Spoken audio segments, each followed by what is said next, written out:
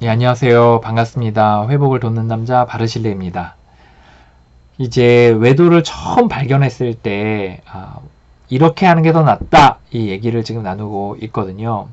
외도를 처음 발견했을 때는 사실 우리가 보통 어떻게 하냐면, 그러니까 가장 많이 하는 것 중에 하나가 뭐냐면 그 상간녀, 상간남 뭐 이런 사람들, 그러니까 좀 용어 자체가 좀 애매모호한데, 그러니까 외도, 남편이 또 아내가 외도를 했잖아요.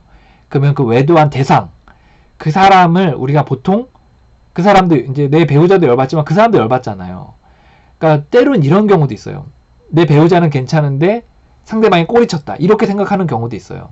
또 아니면 뭐 어쨌든 이렇게 연결이 됐다, 이렇게 생각을 해서 뭐 배우자한테도 열받고 그 사람한테도 열받고.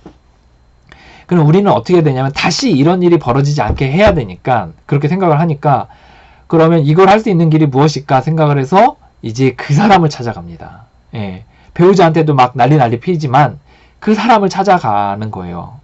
그리고 상대방을 찾아가서 막 이제 우리가 드라마에서 본 게 있으니까 한번 깽판을 이렇게 딱 치는 거죠. 뭐 집에 업고 막 때려 부수고 머리끄덩이 잡아당기고 욕하고, 아니면 전화로 이제 폭언을 하거나, 아니면 찾아가거나, 아니면 그 상대가 일하는 그 업장을 들어엎거나, 뭐 이런 식으로 상대방의 배우자에게 또 이렇게 얘기한다던가 막 이런 식으로 해서 이제 아예 그거를 하는 거죠. 근데 사실 이렇게 하는 게 그렇게까지 효과적이지 않습니다. 그 사람을 찾아가서 막 승부를 보겠다고 하는 게 사실 그렇게까지 효과적이지 않아요. 여러 가지 이유에서 그런데요. 우리가 그 사람을 찾아가서 그렇게 깽판을 치는 거는 이런 거라고 좀 할 수 있을 것 같아요. 예를 들어 그 우리 자녀가 몸에 나쁜 음식들이 너무 많은, 아니 몸에 나쁜 음식을 사서 와서 그걸 막 먹는 거예요.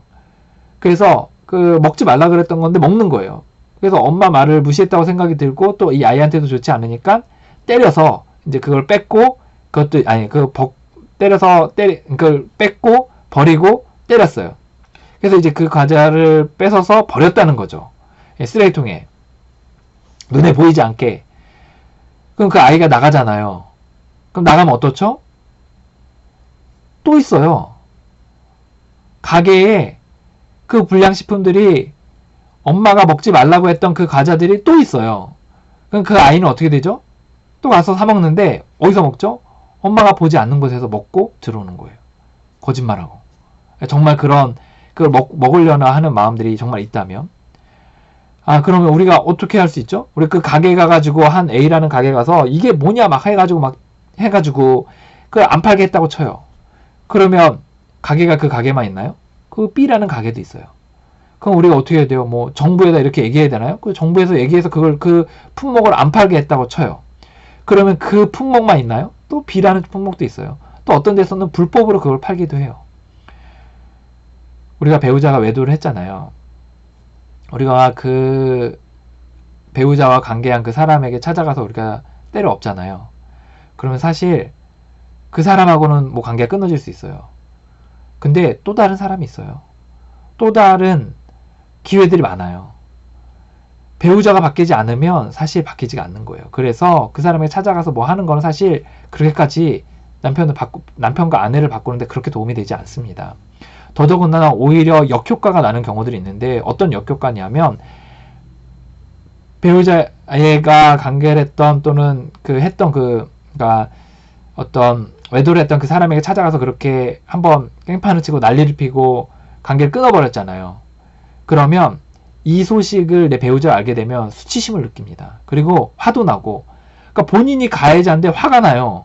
그리고 막 창피를 당했다고 생각하고, 그리고 더 철저히 숨겨야겠다고 생각하고 막 이렇게 된다는 거죠. 그래서 이 외도의 사실을 알았을 때 여러분이 이야기하고 싶으면 누구랑 얘기하냐면, 그 사람이 아니라, 그러니까 외도한 그 누군가가 아니라 배우자와 이야기하는 거예요.